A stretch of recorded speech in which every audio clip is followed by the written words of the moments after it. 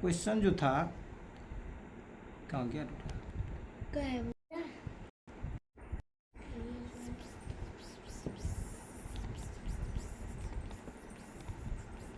देखो क्वेश्चन क्या है, कहता है एक जो है एक विवाहित दंपति है। सिंटू माइट अनम्यूट कर लो बैकग्राउंड। एक जो विवाहित दंपति ने एक बालक को गोद लिया, मतलब पति पत्नी है, शादीशुदा है, उसने जो है एक बच्चा को गोद लिया, ठीक है। इसके कुछ वर्ष उपरांत उन्हें जुड़वा पुत्र प्राप्त हुए, मतलब कुछ दिन के बाद जो है जुड़वा उसको बेटा हो जाता है। किसको? उस दंपति को। अब पहले एक दत्तक पुत्र था। दंपति में एक का रक्त वर्ग जो है ए बी पॉजिटिव है और दूसरे का ओ निगेटिव है, ठीक है। एक का क्या है? ए बी पॉजिटिव, दूसरे का ओ निगेटिव है। कहता तीनों पुत्रों में से एक का रक्त वर्ग ए पॉजिटिव है। तो जो तीन को बच्चा है उसको, एक का ए पॉजिटिव है, दूसरे का बी पॉजिटिव है और तीसरे का ओ पॉजिटिव है। तो कहता है गोद जो लिया गया पुत्र है उसका रक्त कौन सा है?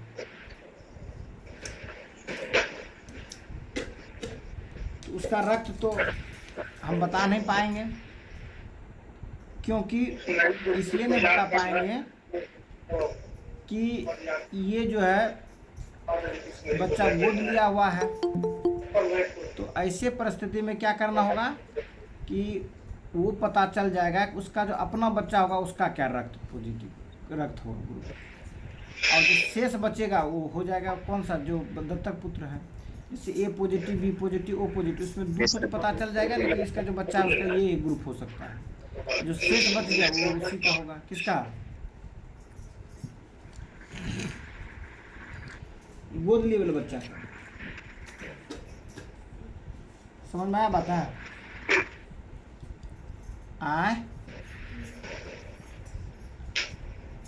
अब ए पॉजिटिव ए बी पॉजिटिव का मतलब क्या समझते हो? कोई पेरेंट्स जो है वो ए बी पॉजिटिव है तो उसका ए बी पेरेंट है जो एलिलीज ए बी होगा। मतलब क्या हो गया, ए और बी दोनों क्या है, एलिलीज है। और बताए थे कि जो जीनोटाइप होता है उसमें पेयर ऑफ एलिलीज वर्क करेगा, कम करेगा। और फिनोटाइप में क्या होता है, केवल बताते हैं कि वो उसका फीचर्स कैसा दिखता है। क्योंकि ब्लड ग्रुप ए बी है पेरेंट का, दोनों पेरेंट का, इसका मतलब क्या समझे?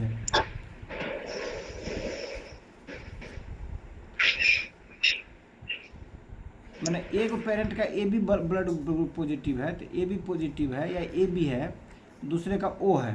तो ए बी अगर किसी का ब्लड ग्रुप है इसका मतलब क्या समझोगे, उसके आरबीसी पर ए एंटीजन और बी एंटीजन दोनों पाया गया है ना। तो इसके लिए एलिलीज जो हो जाएगा, ये जो क्रॉसिंग करोगे, ये मान लो मदर ले लेते हो या फादर, कुछ भी लो, ये मदर लोगे तो क्या हो जाएगा, फादर हो जाएगा। तो मदर अगर लिए मान लो A B positive, A B लिए हो ग्रुप, तो क्या होगा, ए होगा और बी होगा, उसका जो जीनोटाइप है, जैसे मैंने बताया था एक्स बताया था या एक्स सी करके बताया था जब कलर ब्राइटनेस में पढ़ा रहे थे। उसी प्रकार इसमें क्या होगा, ए और बी होगा, ए एंटीजेंट और बी एंटीजेंट किसके पास है, मदर के पास, माता के पास, या जिसको माने माता माने माता के पास। और फादर के पास क्या है, वो ओ ब्लड ग्रुप है। इसका मतलब क्या समझे, न तो उसमें ए एंटीजेंट है न ही उसमें बी एंटीजेंट है। तो दोनों केस के लिए क्या गया, ओ हो गया, मतलब बिना एंटीजेंट का हो गया, ठीक है। तो पहला जो क्रॉसिंग कर रहे हो, ए गुना ओ करोगे, ए ओ होगा, ए ओ बराबर क्या हो जाएगा, ए हो जाएगा, क्योंकि ओ मतलब कोनो एंटीजेंट नहीं। तो ए मतलब ए एंटीजेंट है, तो ए एंटीजेंट है तो ब्लड ग्रुप क्या होगा, ए होगा। इसमें भी एंटीजेंट ए है, ये भी ब्लड ग्रुप क्या होगा, ए होगा। और इसमें एंटीजेंट क्या है, बी है, ब्लड ग्रुप बी होगा। इसमें एंटीजेंट क्या है, बी है, ब्लड ग्रुप बी होगा। मतलब बच्चा का जो ब्लड ग्रुप होगा या तो ए होगा या बी होगा, ठीक है। तो इस क्वेश्चन से क्या पता चला यस तुम्हें सर। कि बच्चे का जो ग्रुप होगा पॉजिटिव ग्रुप होगा, नहीं सॉरी पॉजिटिव में ओ ग्रुप होगा, क्या होगा, ए नहीं होगा, बी नहीं पॉजिटिव होगा, नेगेटिव कैसे पता चले? अरे ए बी तो नहीं है ना होगा उसका, ये समझ में आया ना कि ए और बी नहीं। नहीं होगा। अब देखना है पॉजिटिव निगेटिव का, ठीक है। जी सर। अब पॉजिटिव निगेटिव के लिए होता है आर एच फैक्टर। जैसे पेरेंट 1 टाइप जीनो टाइप लेते हो, पेरेंट 2 का जीनो टाइप लिए, इसमें जो डोमिनेंट होता है आर पॉजिटिव जीन डोमिनेंट होता है। कौन डोमिनेंट होगा, R positive. R H positive. हाँ, अब आर एच पॉजिटिव में जो होगा ये R H oblique R H, R H oblique ऑपर एच, दोनों पेरेंट्स का इसी तरह का जीनो टाइप है। तो 100% क्या होगा, आर एच पॉजिटिव आएगा। अगर दोनों आर एच पॉजिटिव हो, मदर फादर भी, और उसमें ये चीज़ देखा गया कि अगर इस तरह का आर एच पॉजिटिव हो जीनो टाइप में, इस तरह का, तो 100% होगा। अगर एगो जो पेरेंट जो हो इस तरह का आर एच पॉजिटिव हो और इस तरह का आर एच पॉजिटिव हो, ये दोनों आर एच पॉजिटिव ही है। मैंने बताया कि आर एच निगेटिव जो है वो क्या होता है, डोमिनेंट कैरेक्टर में नहीं आता है। आर एच निगेटिव तभी कहलाएगा जब आर एच निगेटिव दोनों होता। तो इसमें क्या हो जाएगा, रहेगा 100% आर एच पॉजिटिव, लेकिन 50% ऐसा स्वभाव का होगा, 50% ऐसा स्वभाव का होगा, ठीक है। जैसे बताए थे ये भी टॉल है और ये दोनों टॉल है, ठीक है। और ड्वार्फ जो होगा ये छोटी टी होगा तब होगा, क्योंकि मैंने बताया था कि जो बड़ी टी है वो क्या है, डोमिनेंट कैरेक्टर है। बड़ी टी क्या है,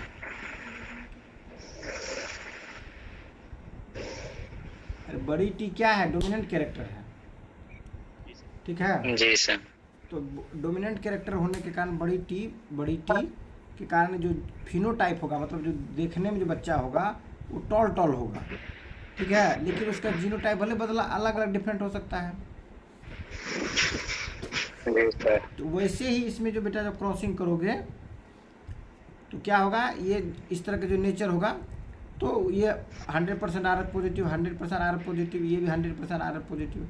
जब ऐसा स्वभाव का होगा, दोनों आर एच पॉजिटिव है, लेकिन क्या है, R H plus oblique R H minus, R H plus oblique R H minus, इसमें 25% आर एच पॉजिटिव होगा, 50% are H positive negative nature का होगा, और 25% R H negative oblique negative.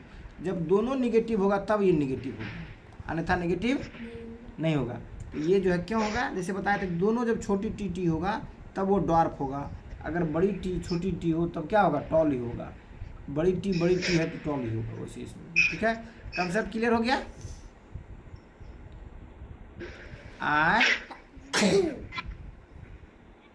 Concept clear हुआ नहीं, इसको याद करके रखा जाए।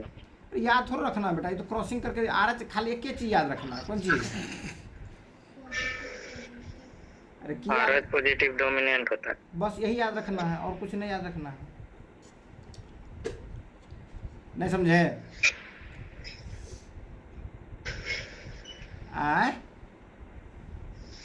जी सर।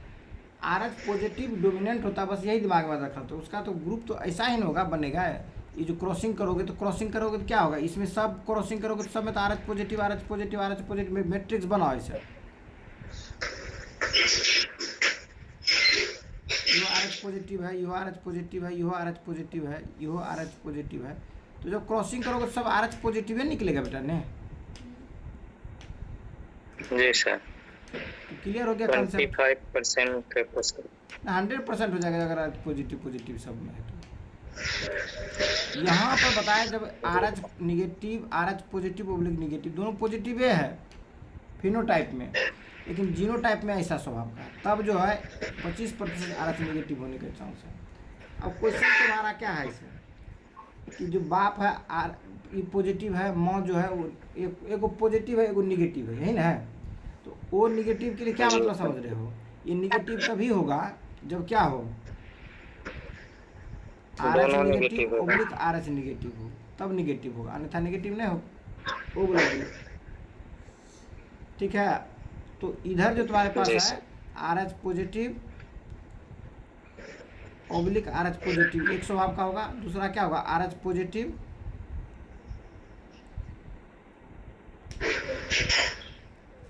और ऑब्लिक RH निगेटिव, नहीं होगा, ठीक है। तो ऐसी परिस्थिति में जब क्रॉसिंग करोगे तो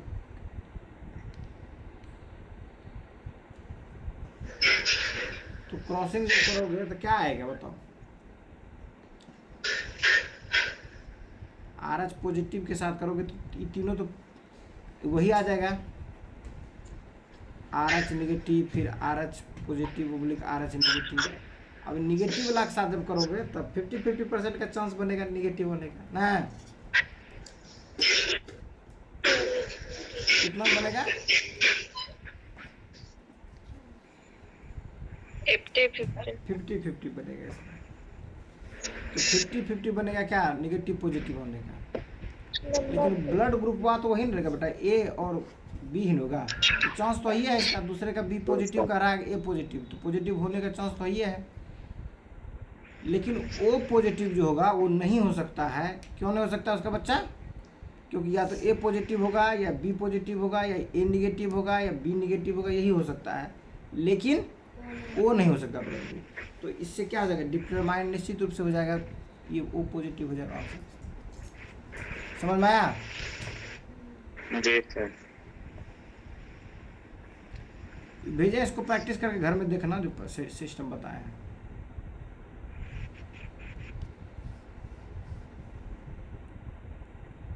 चलो अब हम लोग किस पर चर्चा करेंगे,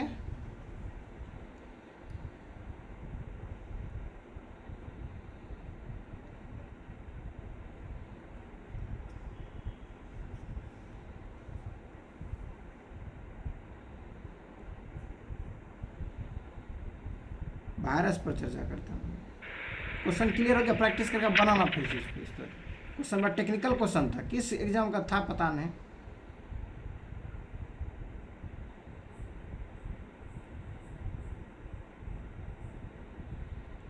लेकिन जो भी था क्वेश्चन जो था उसमें जान था।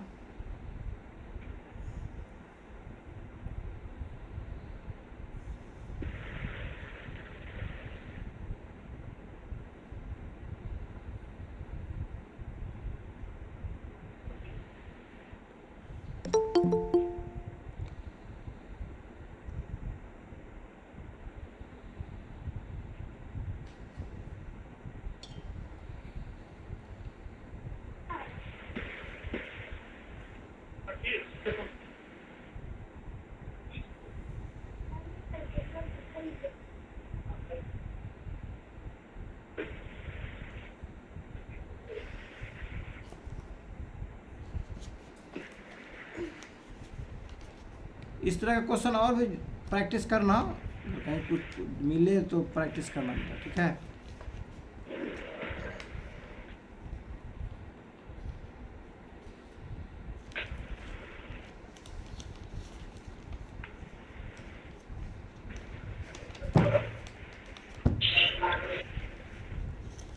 अब हम लोग वायरस पर बातें करेंगे, किस पर करेंगे,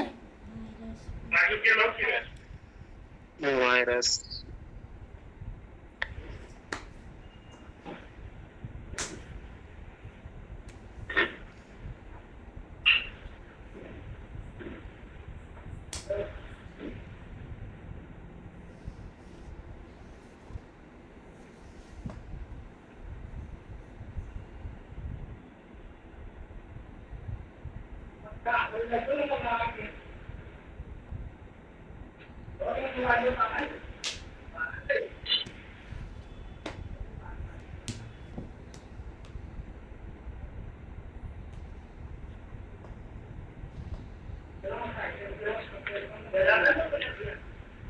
चलो देखो,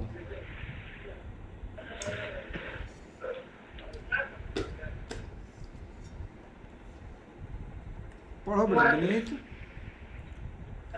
रीडिंग डालो बेटा। वायरसेस आर, हाँ sir, introduction to viruses. Viruses are non-cellular, acellular, ultra-microscopic infectious agents. They are not considered true living organisms because they cannot reproduce or carry out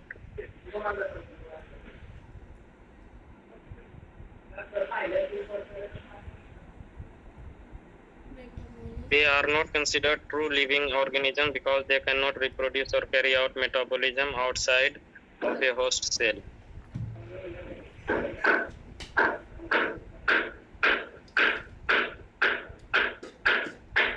ये बार अथी जो चैंपियंस ट्रॉफी था उसको किस देश ने होस्ट किया था?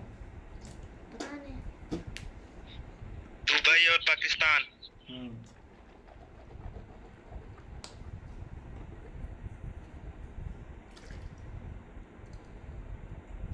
होस्ट का मतलब क्या समझे? आयोजक।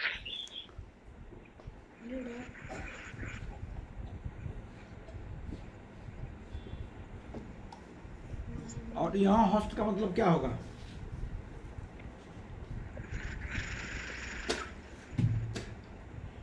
यहाँ होस्ट का मतलब क्या होगा? बड़ा होगा, बड़ा है। तो यहाँ होस्ट का मतलब होस्ट का मतलब जिसके बॉडी में रह रहा है कौन? वायरस। ठीक है, तो कह रहा है कि वायरस जो है वह क्या है? नॉन सेलुलर है, मतलब ये सेल नहीं है। तूने क्वेश्चन पूछा था ना बेटा,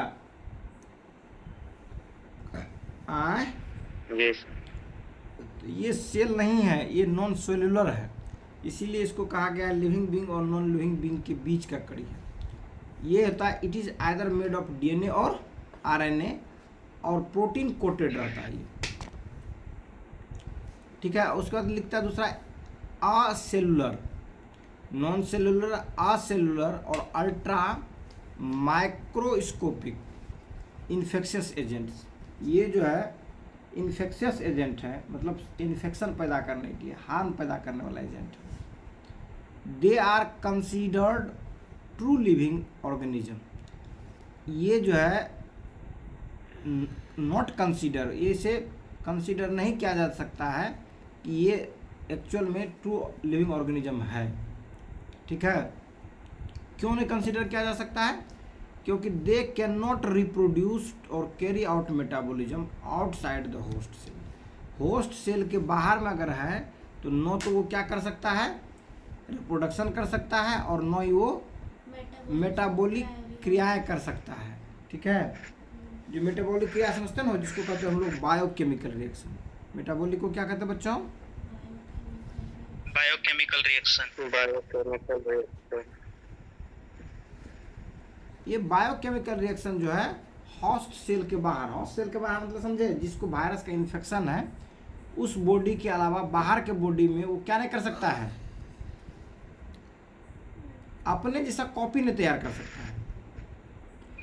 वायरस क्या तैयार करता है?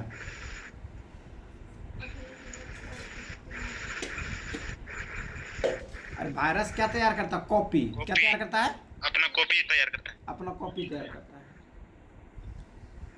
तो जैसे होस्ट सेल के बाहर जाएगा तो वो लिविंग बीइंग का उसका कैरेक्टर्स नहीं रहेगा। उसका कैरेक्टर कैसा हो जाएगा? नॉन लिविंग जैसा। नॉन लिविंग जैसा। समझ में आया बात है? Yes sir. आए यस सर। इसीलिए वायरस को क्या कहा गया है? It is neither living being nor non living.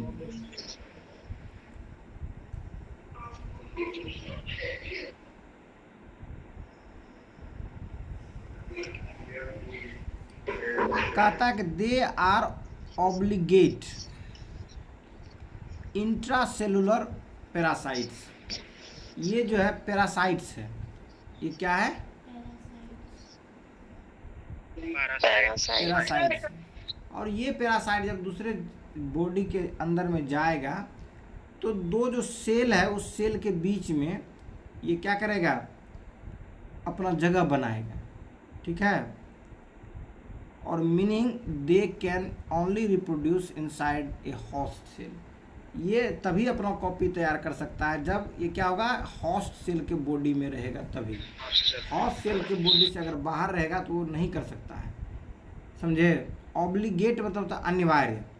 तो ये ऐसा है कि जब तक किसी दूसरे बॉडी के अंदर में सेलों के बीच में ये क्या नहीं हो, मौजूद नहीं हो, तब तक ये जो है कोई भी मेटाबॉलिक रिएक्शन नहीं कर सकता है।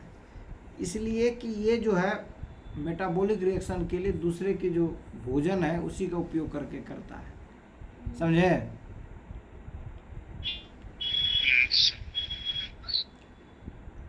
कोरोना का नाम सुने हो? Yes sir. कोरोना का वायरस किसको इन्फेक्ट करता था? ह्यूमन लंग्स को। किसको करता था? लंग्स।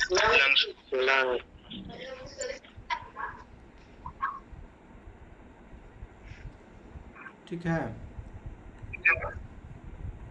तो चूंकि ये वायरस करता है, तो ये जैसे लंग्स में जाता है तो अपना क्या करता है, कॉपी बनना शुरू कर देता है। क्या बनना शुरू कर देता है? प्रोडक्शन करता है। कॉपी बनाना शुरू कर देता है। कॉपी बनाकर हाँ, कॉपी बनना शुरू कर देगा। रैपिड। इसकी कॉपी की संख्या जब ज़्यादा होगा तो क्या होगा, हमारा जो शरीर का सेल है वो डैमेज हो जाएगा, क्योंकि हमारा ही खाना बना करके रहता है ना, उस वो पूरा मैकेनिज्म उसको डिस्टर्ब कर देगा हमारे बॉडी के अंदर का जो है। कहता फाउंड इन ऑल इन्वायरमेंट्स, ये जो है सभी इन्वायरमेंट में पाया जाता है। In fact almost every form of life, life के एवरी फॉर्म में, एनिमल्स में भी, प्लांट्स में भी, यहाँ तक कि बैक्टीरिया में भी पाया जाता है। और बैक्टीरिया में जो पाया जाता है उसके लिए क्या नाम है, बैक्टीरियोफेज। जैसे सुने होगे गंगा का जो पानी है, कहता है गंगा का पानी जो है लंबे समय तक खराब नहीं होता है। अगर बोतल में लेकर रख दियो गंगा का पानी तो लॉन्ग टाइम तक क्या नहीं होगा, खराब नहीं होगा। आवाज आ रहा है गुरुजी? हाँ आ रहा है, खराब नहीं होगा। उसके पीछे क्या रीजन है? उसके पीछे रीजन यही है कि बैक्टीरियोफेज नाम का वायरस पाया जाता है गंगा के पानी में, जिसके कारण घर में भी गंगा का पानी कुछ दिन तक रखोगे तो क्या नहीं होगा, कीड़ा नहीं लगेगा, खराब नहीं होगा। ये फंजाई का भी पैरासाइट्स हो सकता है, और इवन अदर वायरस, एक वायरस दूसरे वायरस के अंदर भी मौजूद हो सकता है, समझे। मतलब ये इन्फेक्शन जो है एनिमल को भी करेगा, प्लांट्स को भी करेगा, बैक्टीरिया को भी करेगा, फंगी को भी करेगा, और इवन वायरस को भी कर देगा, दूसरा वायरस को, समझे। वो खत्म कर देगा उसको। हाँ जी, उसके अंदर में जाएगा तो उसके डीएनए और प्रोटीन को नोच नाच के खेल खत्म कर देगा।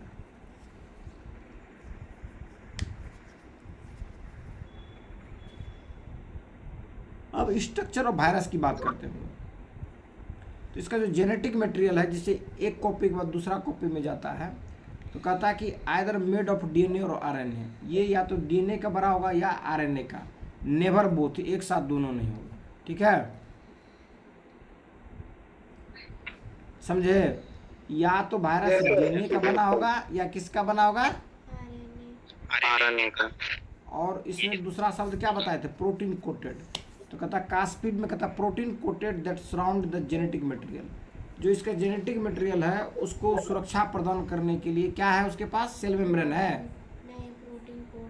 कैप्सिड है, प्रोटीन कैप्सिड है। कैप्सिड। और ये कैप्सिड किस चीज का बना है, प्रोटीन कोट का, ठीक है। प्रोटीन का।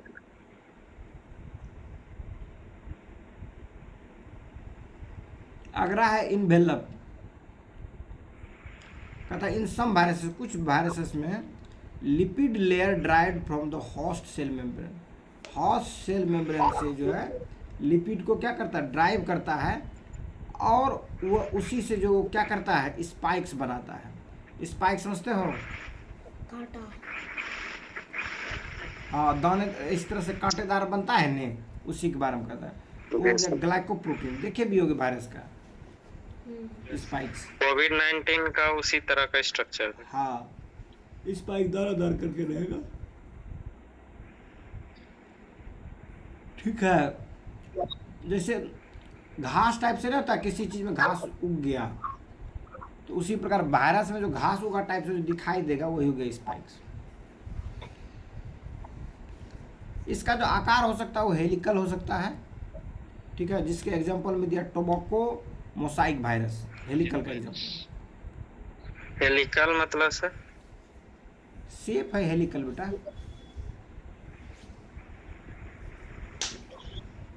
ओ भाई को देखना चाहते हो शेप क्या? Yes yes sir. सर। आप रघुवीर भैया थके हुए हैं बहुत ज्यादा क्या? बार बार जब वहाँ ही आ रहा है या फिर पढ़ाने में मन नहीं कर रहा है? थके तो हैं लेकिन उतना भी और बोरिंग थके लग नहीं रहा है, है। पढ़ा नहीं पाए। हाँ? आज शाम में पार्टी था, उसमें कुछ ज़्यादा खा लिए थे। जबरदस्ती खींच रहे हैं जैसे आप। किस तरह का फंक्शन जब शरीर का मेटाबॉलिज्म इस तरह का तभी होता है जब या तो किसी चीज में मन ना लगे या तो फिर बहुत ज्यादा थके हो। ना ऐसा कोई बात नहीं है। खाए थोड़ा ज़्यादा खा लिए थे शाम में, अथी 2 बजे के आसपास। आज जो है पार्टी था तो उसमें कुछ ज़्यादा खा लिए तो इसीलिए कि थोड़ा सा भारी भारी मन लग रहा है। और उसका अभी कुछ देर पहले घूम रहे थे, एक आदमी बहुत ख़राब ढंग से पेश किया, बाइक से जा रहा था, बहुत गंदा तरीका से बोला। कुछ बोले नहीं उसको, बाइक से फिर चला गया, वो भाग गया। क्या बोला था? ऐसे कुछ मारे नहीं बोल रहे? बाइक पर था।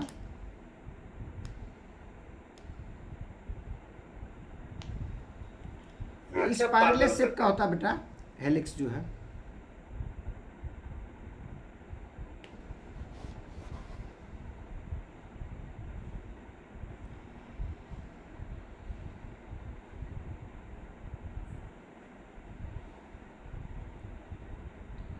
ठीक है, स्पाइरल टाइप का ही होता है ये भी हेलिकल मॉडल। उसको था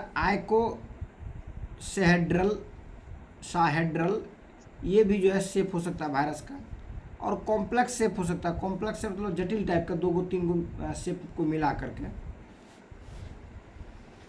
ये जो है वायरस का शेप आ सकता है। हेलिकल हो सकता है, आइकोसाहेड्रल हो सकता है और कॉम्प्लेक्स हो सकता है। जैसे आइकोसाहेड्रल का एग्जांपल है एडिनो वायरस, और कॉम्प्लेक्स का एग्जांपल हो गया बैक्टीरियोफेज, और हेलिकल का हो गया टोबैको मोसाइक वायरस जो कि तंबाकू में पाया जाता है। अब कैरेक्टरिस्टिक ऑफ वायरस के जो गुण है देखने में जैसे लगता है, पहला जो लिखा है ए सेलुलर का मतलब हुआ कि कोई भी इसमें साइटोप्लाज्म नहीं पाया जाएगा। साइटोप्लाज्म समझ में करते हो? जी सर। हाँ, सेल के अंदर का जो सैक था उसको साइटोप्लाज्म कहते थे, याद पड़ा? Yes sir. ठीक। उसके बाद ऑर्गेनल्स भी नहीं पाया जाएगा, सेल मेम्ब्रेन्स भी नहीं पाया जाएगा।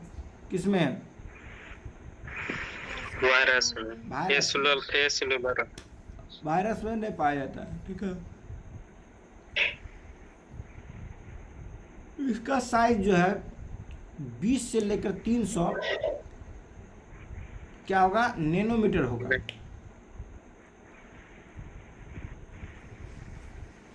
तो वायरस बड़ा होता है, बैक्टीरिया बड़ा होता है? बैक्टीरिया। हाँ, बैक्टीरिया माइक्रोमीटर में था, ये नैनोमीटर में चला गया। समझे? तो बैक्टीरिया को तब कैसे खा लेता है सर? हम लोगों को खाता है ना, खाता है बैक्टीरिया, बताओ बेटा। वायरस बैक्टीरिया कैसे खा लेता है? छोटा होता है।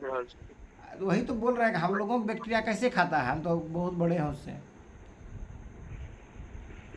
वो तो सेल को खाता है। वैसे सेल को ही नहीं ज्यादा घुसता है बेटा, उसमें डैमेज करता होगा। समझे? जी सर। और जो रिप्रोड्यूस करेगा, ये कहाँ रिप्रोड्यूस करेगा? जब भी करेगा होस्ट सेल्स में। होस्ट सेल में। होस्ट सेल के बाहर क्या है? वो नॉन लिविंग थिंग है। और होस्ट सेल में जाने के बाद क्या है, लिविंग थिंग है। समझे, होस्ट सेल से बाहर नॉन लिविंग थिंग है, और होस्ट सेल में जाने के बाद वो लिविंग थिंग बन जाता है। इसीलिए इसको नॉन लिविंग थिंग में रखा है, नॉन लिविंग थिंग में रखा है। अब समझ में आया? जी सर। और ये कहता है कि म्यूटेट कर सकता है। म्यूटेट बताए थे, म्यूटेशन बताए थे, क्या होता है म्यूटेशन? बढ़ना। जेनेटिक चेंज हो जाता है उसका। अनुकूल होना किसी चीज का, कोई अगर उसको हानि पहुंचाता है तो उसका अपने आप को मॉडिफाई कर लेना, ये सब हो जाता है। चेंजिंग आ जाता है।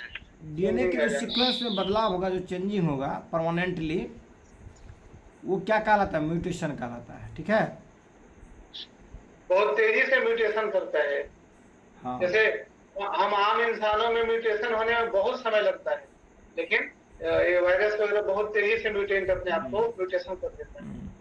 इसी वजह से कोरोना के हर फेज में नए नए वेरिएबल का वायरस आ रहा था। वेरिएंट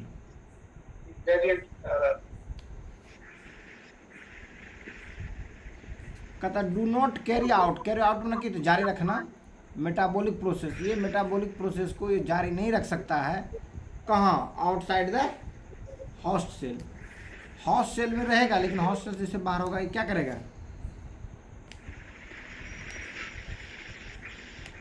मेटाबॉलिक एक्टिविटी नहीं होगा, खत्म हो जाएगा। अब वायरस का जो क्लासिफिकेशन है, मतलब इसको वर्गीकरण कहते हो, ये टाइप ऑफ न्यूक्लिक एसिड के टाइप पर भी इसको बनाया गया है। डीएनए और आरएनए या सिंगल और डबल स्ट्रैंडेड, ये क्लासिफिकेशन है। डीएनए जो गया सिंगल स्ट्रैंड होगा, डबल स्ट्रैंड होगा? डबल आरएनए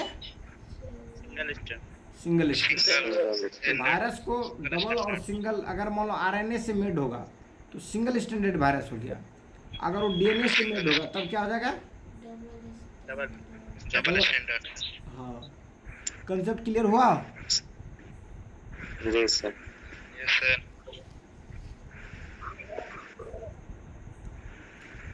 होस्ट मैंने बतवे किए थे जिसमें रहता है वायरस। तो एनिमल वायरस हो गया, प्लांट वायरस हो गया। इसका मतलब होस्ट क्या होगा? प्लांट होगा। एनिमल वायरस का होस्ट क्या होगा? एनिमल होगा। और बैक्टीरियल वायरस में क्या होगा? होस्ट बैक्टीरिया होगा, जिसको हम लोग बैक्टीरियोफेज कहते हैं। मतलब बैक्टीरिया के अंदर में पाया जाएगा। कौन? Bacteriophage virus.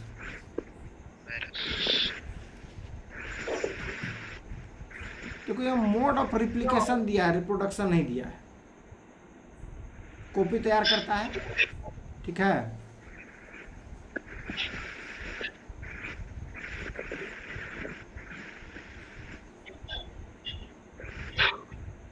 अब देखो ग्रुप में दिया, पहला दिया है डीएनए वायरसेस।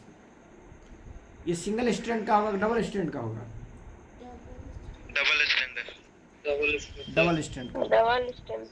तो डीएनए वायरस जो डबल स्ट्रैंड वाला है उसमें आता है हर्पीस वायरस। सुनो नाम हर्पीस वायरस। बीमारी हर्पीस होता है। पोती ये पोती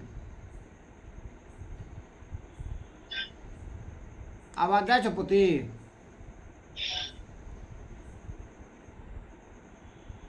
नंदनी नंदनी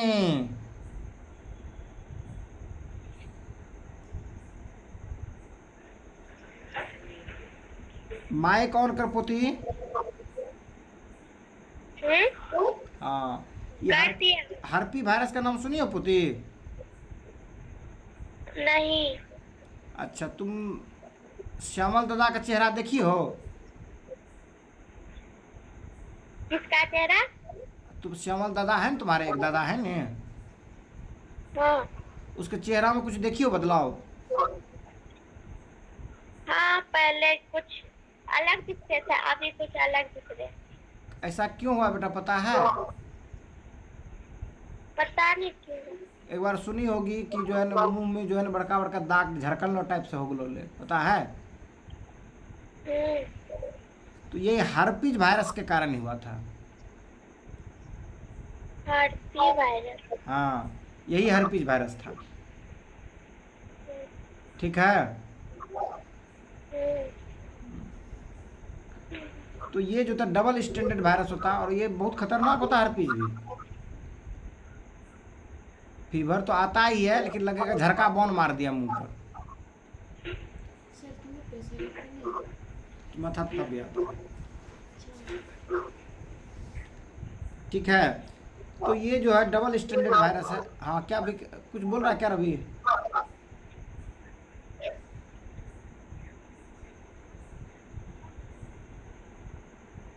उसी डीएनए वायरस में, मतलब डबल स्टैंडर्ड वायरस में आता है हर्पी वायरस और एडिनो वायरस आता है।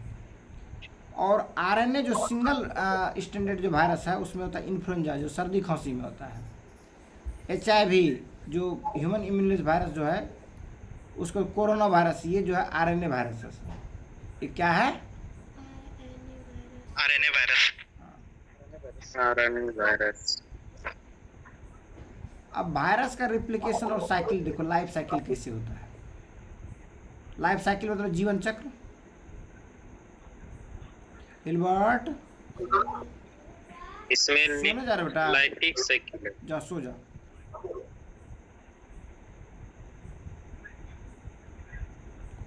तो पहला क्या करेगा ये, वो होस्ट सेल से अटैचमेंट होगा उसको। ठीक है, पहला क्या करेगा, होस्ट सेल से अटैच करेगा। और उसके बाद क्या करेगा, पेनिट्रेशन। पेनिट्रेशन मतलब समझते हो?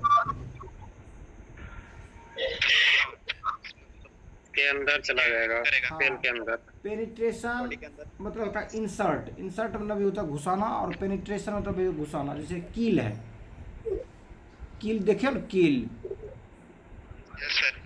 उसको जो है लकड़ी में क्या करते हो, ऐसे रख देते हो और ऐसे करके ठोक करके घुसाते हो ने। अरे ऐसे हथौड़ा मार के ना कील को घुसाते हो। Yes sir. तो पेनिट्रेशन हो गया। तो पेनिट्रेशन का मतलब होता है जब किसी के अंदर में इंसर्ट करना हो, घुसाना हो, तो उसके लिए भी वर्ड करते हैं पेनिट्रेशन यूज। ठीक है, और इंजेक्शन में भी क्या करते हैं, इंजेक्ट करते हैं, किसी के अंदर में घुसाने के सेंस में यूज करते हैं। जैसे सुई देते हो, Yes, तो sir. क्या करते हो, ऐसे सुई भोंकते हो, भोंकने के बाद तब इंजेक्ट करके दाबते हो कोई चीज़। तो पेनिट्रेशन वही हुआ, और इंजेक्शन हुआ घुसाने के सेंस में हो गया, या घुसने के सेंस में हो गया। ठीक है, वायरल डीएनए, कि जो वायरस का जो डीएनए है, वह डीएनए क्या करेगा, जब अटैच होगा किसी के होस्ट के साथ, तो फिर वो उसका जो डीएनए होगा, वो डीएनए को क्या करेगा, पेनिट्रेट करेगा, घुसाएगा, डीएनए को ही घुसा देगा। किसमें घुसा देगा, उसके बॉडी में, जिस पर मैंने क्या कहते हैं होस्ट सेल के बॉडी में घुसाएगा। ठीक है, और जब आगे की होगा कि जो replication of viral component, viral का जो कंपोनेंट है उसका क्या होगा, रिप्लिकेशन होगा, मतलब अपने जैसा कॉपी बनाने के लिए जो कंपोनेंट होगा वो बनेगा। ठीक है, और बन करके जो भी कंपोनेंट का जरूरत है, क्या क्या कंपोनेंट का जरूरत है,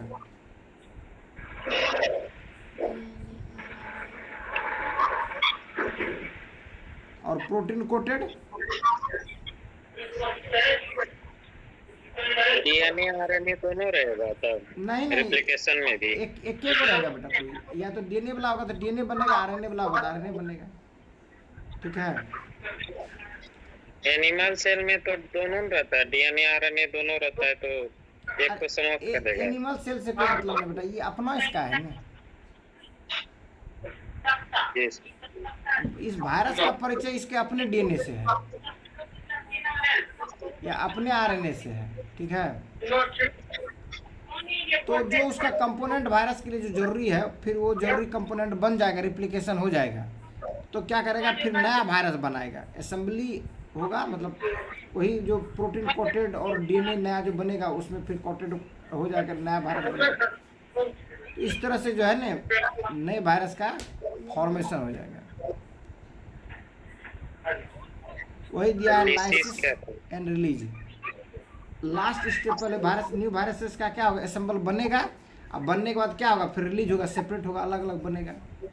ठीक है, ये वायरस का बनने का प्रोसेस था इसके लाइफ साइकिल में।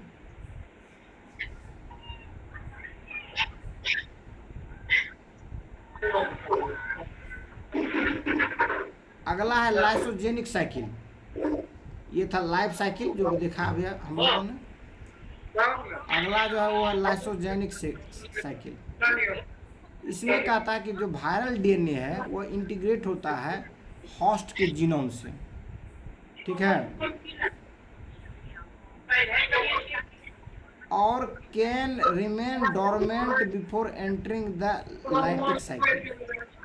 और वो डोरमेंट स्टेट में रहेगा, ठीक है, डोरमेंट स्टेट में रहेगा जब तक वो लाइटिक साइकिल में नहीं गया, और जब लाइटिक साइकिल में जाएगा तब वो एक्टिव हो जाएगा।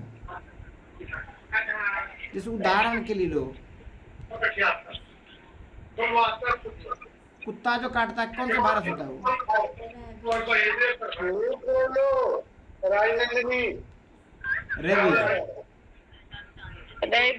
रेबीज होता है। कुत्ता जो काटता है रेबीज वाला वायरस होता है। तो ये रेबीज कहाँ जाएगा तो अपना काम करना शुरू करेगा, बताओ?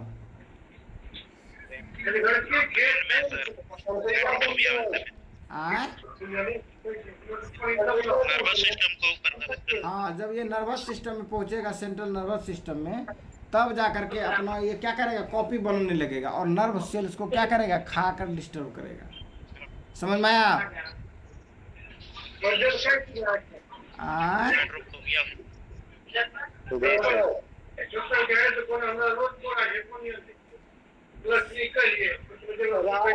म्यूट कर लो बेटा, आवाज आ रहा है।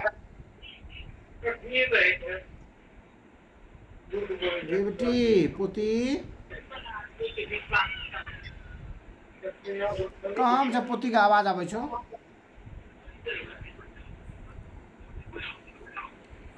पोती कहाँ घर में छा?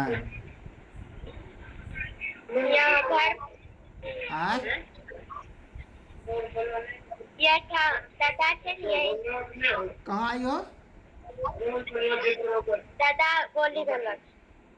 दादा बोली झगड़ो कर लगे।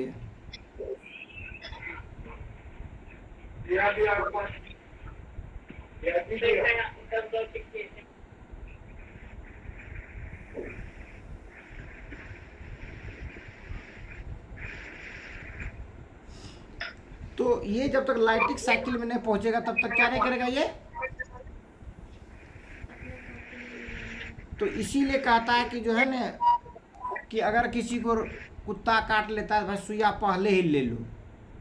क्यों? क्योंकि अगर वो जो कुत्ता काटने के बाद, स्क्रैच करने के बाद जब सेल दिमाग तक पहुंच जाएगा तो जल्दी से क्या करेगा,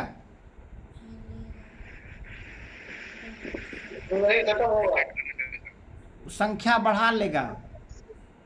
ठीक है, अगर वो ब्रेन तक नहीं पहुंचा है तो तुम्हारा बॉडी जो उस वायरस को क्या करेगा, मार देगा, ख़त्म कर देगा। जो तुम्हारे बदल वैक्सीन बन गया तो इसी लेकर के जब उसकी संख्या, जैसे मान लो कि 2 को 4 को दुश्मन तुम्हारे घर में प्रवेश किया है, तो वैसे परिस्थिति में हाथों से उठा पटक के मार के खेल ख़त्म कर दोगे। लेकिन तुम्हारे घर में आकर के 2 से जो अपना संख्या 200 बना लेगा, तब उठा के पटक के मार पाओगे? तो इसीलिए जो है, हाँ, जिस कुत्ते को होता है वो भी मर जाता है ना 14 दिन में। हाँ, वो भी खेल खत्म हो जाता कुत्ते का। सबसे पहले कुत्ता पगलाता है तभी तो काटता है वो सब।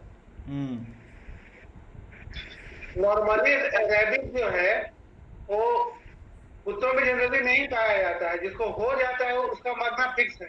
हाँ, आ जाता है कुत्ता को ऑब्जर्व करो, मर जाता है तो। हाँ हाँ, ऑब्जर्व करने की जरूरत नहीं है। जब तक ऑब्जर्व करो तुम्हारे शरीर में भी तो फैल जाएगा ना, इसलिए सुई ले लेना है। हाँ हाँ, वो तो है। कहता can remain dormant before the entering the lytic cycle. ये लाइटिक साइकिल से पहले डोरमेंट होगा। डोरमेंट मतलब समझते हो?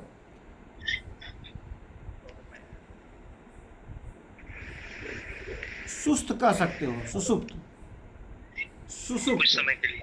हाँ, सुसुप्त मतलब वो एक्टिव नहीं रहेगा, लेकिन जैसे वो ब्रेन के पास पहुंचेगा वहाँ क्या करेगा, अपना प्रजनन, अपना कॉपी तैयार करने लगेगा और वो क्या हो जाएगा, एक्टिव हो जाएगा।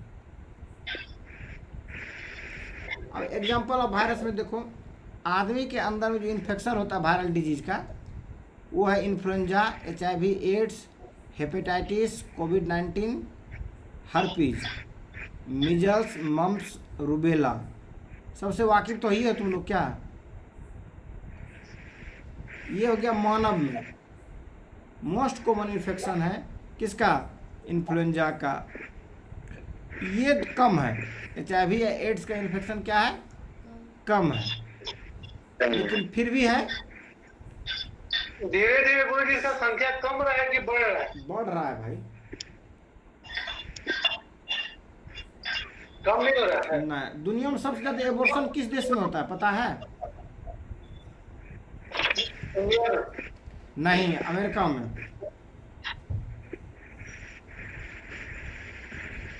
वो लोग तो मतलब एजुकेटेड हैं तो प्रोटेक्शन का यूज तो करते होंगे। यही तो करा, कोई जरूरी नहीं, यही तो मैं बता रहा हूँ तुमको,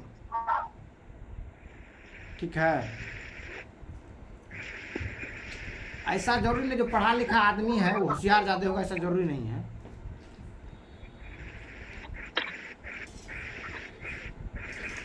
सबसे ज्यादा गर्भपात गुरुजी वियतनाम में होता है। क्या बोले? सबसे ज्यादा जो गर्भपात है वो वियतनाम में, एबॉर्शन जो है वो वियतनाम में। प्रतिशत में भले हो सकता हो, मतलब रेशियो है, रेशियो का भले होगा, मतलब लेकिन संख्या ज्यादा हो रहा है अमेरिका में। 100 में 83 और भारत तीसरा स्थान है 48%, क्यूबा 55%। अमेरिका कितना है? लैटिन अमेरिका, कैरेबियन शामिल है। अन्य देश का है इंडिया के बाद, सर्च करके आप देख लीजिए। अच्छा, देख लूंगा मैं भी, लेकिन मैं कहीं पढ़ा था, पेपर या न्यूज पेपर कहीं पढ़ा था मैंने, ठीक है? एबॉर्शन रेट जो है, रेट ही की बात कर रहे हैं, वर्ल्ड ऑफ स्टैटिस्टिक्स के मुताबिक दुनिया में सबसे ज्यादा एबॉर्शन रेट वियतनाम का है, ठीक है? गर्भपात की दर में दुनिया की बात करें तो दुनिया में दूसरे नंबर पर क्यूबा है 55%, और तीसरे नंबर पर जो देश है उसका नाम है भारत 48%। तब तो ज्यादा संख्या में है, आबादी भी ज्यादा है तब। परसेंट रेट कम आता है गुरुजी, आबादी से नहीं लेना है। नहीं, रेट है तो आबादी तो भारत का ज्यादा है, जब रेट ज्यादा है तो अभी ज्यादा ऑब्वियस होगा। रेट के लिए आबादी क्या जरूरत है? हाँ, रेट नहीं, रेट के लिए आबादी, अगर आबादी ज़्यादा है और रेट भी ज़्यादा हो तो ऑटोमेटिकली टोटल ग्रॉस ज़्यादा हो जाएगा नहीं? हाँ, तो ओवरऑल तो कहने का मतलब ये हुआ कि इंडिया का सबसे ज्यादा संख्या की बात करें तो सबसे ज्यादा संख्या है। हाँ, तब सबसे ज़्यादा इंडिया का ही होगा। वही तो मीजल्स, मम्प्स, रूबेला, ये सब जो है वैक्सीन यूज करते हैं हम लोग, ठीक है? और अब इसका ज़्यादा प्रभाव नहीं है, ठीक है? हेपेटाइटिस बी का भी वैक्सीन हम लोग यूज करते हैं। कोविड-19 का जो है वैक्सीन यूज किए हैं, अब कोविड-19 से ज़्यादा खतरा नहीं है दुनिया को, ठीक है? तो ये सभी जो है। हेपेटाइटिस रोग का सब कारक क्या है? हेपेटाइटिस रोग का कारक क्या है? वायरस है बेटा, भगना। हाँ, हेपेटाइटिस जो है ए होता है, हेपेटाइटिस बी होता है, हेपेटाइटिस सी होता है, इस सब का वैक्सीन मिलता है। वैक्सीन नहीं लिए तो ले लेना, ठीक है? ये लीवर को इन्फेक्ट करता है। किसको इन्फेक्ट करता है? लीवर को। लीवर। हाँ, ये वायरस जब जाएगा तो लीवर में अपना प्रजनन करता है।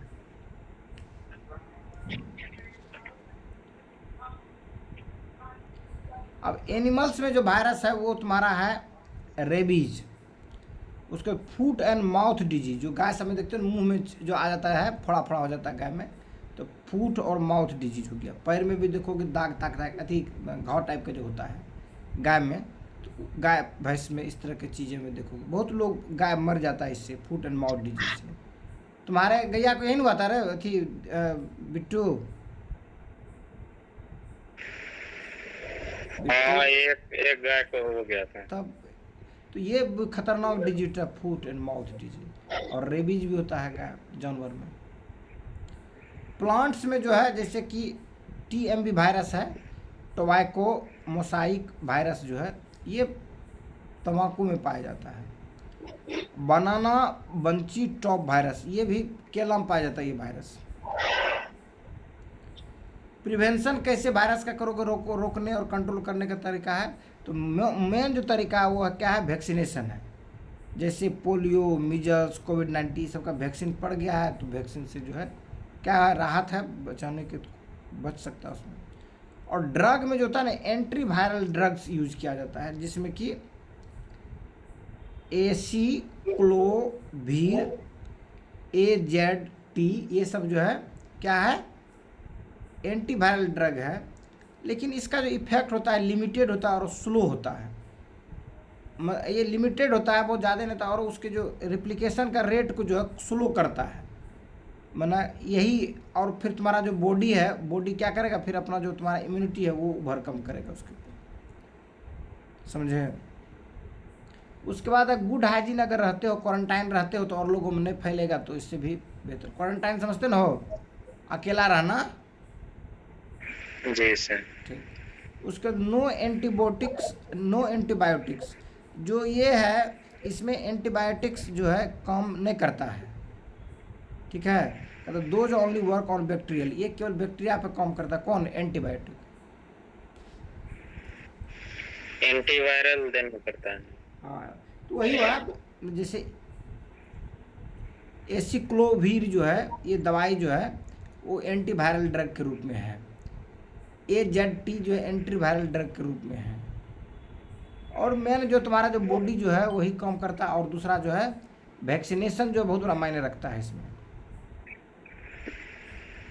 अब importance of viruses in research, ये जीन थेरेपी में और बायोटेक्नोलॉजी में यूज करते हैं हम लोग वायरस का।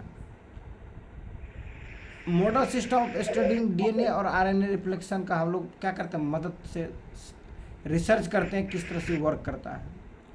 बैक्टीरियोफेज जो है यूज किया जाता है phage therapy and molecular biology में। खाने पीने का जो थेरेपी होता है उसके लिए दिया गया। और जो क्या कहते हो मोलिकुलर बायोलॉजी है। मोलिकुलर बायोलॉजी समझते हो? मॉलिक्यूल के बारे में पढ़ते हैं। हाँ, मोलिकुलर लेवल पर जो बायोलॉजी अध्ययन करते हो वो मोलिकुलर बायोलॉजी में आएगा। जैसे मोलिकुल सबके बारे में पढ़ा है ना। गुरु जी, तो कोई पहचानने का तरीका है? जैसे बैक्टीरिया जो बैक्टीरिया वाला बीमारी को कैसे पहचाना, जैसे पूछेगा इनमें से कौन सा बीमारी बैक्टीरियल इन्फेक्शन, कौन सा वायरल है, याद ही करना पड़ेगा। कोई ऐसा है जिससे कि मतलब याद हो जाए? वायरल डिजीज जो वायरल इन्फेक्शन से होगा वायरल डिजीज हो गया, बैक्टीरिया के इन्फेक्शन से होगा बैक्टीरियल डिजीज होगा। तो बताएगा थोड़ी कि वायरल है, अभी पहचानो कि वायरस। कहने का मतलब है कि उसको जैसे बोल दिया हेपेटाइटिस, तो सिर्फ हेपेटाइटिस लिखा है तो कैसे पता कि ये मतलब वायरस से हो रहा है कि बैक्टीरिया से हो रहा है? उसको याद तो करना ही पड़ेगा ना कि हेपेटाइटिस जो है ये हो रहा है वायरस। नाम अगर याद हो जाएगा तो उसमें वायरस पता चल जाएगा, हेपेटाइटिस बी का, ठीक है। और ये लर्न ही करना पड़ेगा, दूसरा कोई ऑप्शन नहीं है, ठीक है। लर्न करना पड़ेगा ना। हाँ, प्रैक्टिस सेट कर बनवाएंगे तो उससे पता चल जाएगा वायरल फलना चलना, उसे अपने आ जाएगा। अब जो देख रहे हो बैक्टीरियोफेज बताए कि जो बैक्टीरिया को खाता है उसको क्या कहते हैं? बैक्टीरियोफेज। मान लो किसी को बैक्टीरियल इन्फेक्शन है तो उसमें क्या करेंगे, बैक्टीरियोफेज नाम का वायरस को इंजेक्ट कर देंगे तो क्या उस बैक्टीरिया को खा लेगा, खेल खत्म कर देगा। ये भी इलाज का। और हो सकता है तुम्हारे बॉडी में वो वायरस कॉपी नहीं बनाता हो, ज़्यादा वो तुमको तंग नहीं करेगा, ठीक है। तो ये फेज थेरेपी के रूप में यूज कर सकते हो। किसको? बैक्टीरियोफेज को। मतलब मान लीजिए कोई बैक्टीरिया या वायरस शरीर में आया और शरीर उसको पहली चरण में अगर हरा देता है तो शरीर उस बैक्टीरिया या वायरस को पहचान जाता है ना कि उसके प्रति अपना तैयार कर देता है पहले से कि पहले से अलर्ट हो जाता है, ट्रेनिंग हो जाता है। जैसे मान लो जिस दुश्मन से तुम पहले से ही एक बार लड़ चुके हो तो अगला बार जब आएगा नहीं तो फिर उससे ज्यादा तुमको दिक्कत नहीं होगा। उसको हराने का तरीका सीख चुका रहता है हमारा शरीर। Viruses are most abundant biological entities on earth. Virus जो है बहुत ज़्यादा मात्रा में पाए जाने वाले बायोलॉजिकल एंटिटी है, ठीक है। Some viruses can remain dormant, बहुत सारे वायरस जो है बरसों बरसों तक अभी डोरमेंट स्टेट में ही है, लेकिन जैसे उसको मौका मिलेगा उस तरह का उसका मतलब मिल जाएगा होस्ट सेल, बस अपना क्या करने लगेगा, एक्टिव होकर के रिप्लिकेशन शुरू कर देगा। इधर एकदम भूतों की तरह है। हाँ, इस जीएंट तरह viruses like mimi virus challenges our understanding of the virus size and complexity. ये फैक्ट में है कि जीएंट वायरसेस लाइक जो मिमी वायरस जो है वो चैलेंज है हम लोगों के लिए शेप साइज का अध्ययन करने में और उसकी जटिलता के लिए। इंसान गुरुजी वायरस से मतलब उसका जो भी है, जिस वजह से इस तरह का उसमें नेचर है, उसको कॉपी करके इंसान अपने अंदर अगर उस तरह का चेंजेस करना सीख जाए तो इंसान भी वर्षों वर्षों कहीं सोया रहेगा, पड़ा है 100 साल 200 साल इस जगह। अरे वैसा हम लोग नहीं डोरमेंट स्टेट में पहुंच सकते हैं, हम लोगों के पास एक सेल नहीं ना, तो सेलो नहीं वायरस बा के पास नहीं। उस तरह से जैसे हॉलीवुड वगैरह मूवी में दिखाता है एक कॉन्सेप्ट, वो मतलब स्लीपिंग बैग का, जैसे दूसरे प्लेनेट पे या दूसरे सोलर सिस्टम में भेजता है तो स्लीपिंग टैबलेट में डाल देता है और 200 साल तक सुला देता है। आदमी तो देर तक सो नहीं सकता है, कोमा में चला जाएगा। मतलब वही कोमा वाला स्थिति में डाल के सेल डीके कर जाएगा ना, उसको न्यूट्रिशन नहीं मिल पाएगा उतना में। अरे चलिए ठीक है, ठीक ठीक है गुरुजी, लिंक भेजते हैं।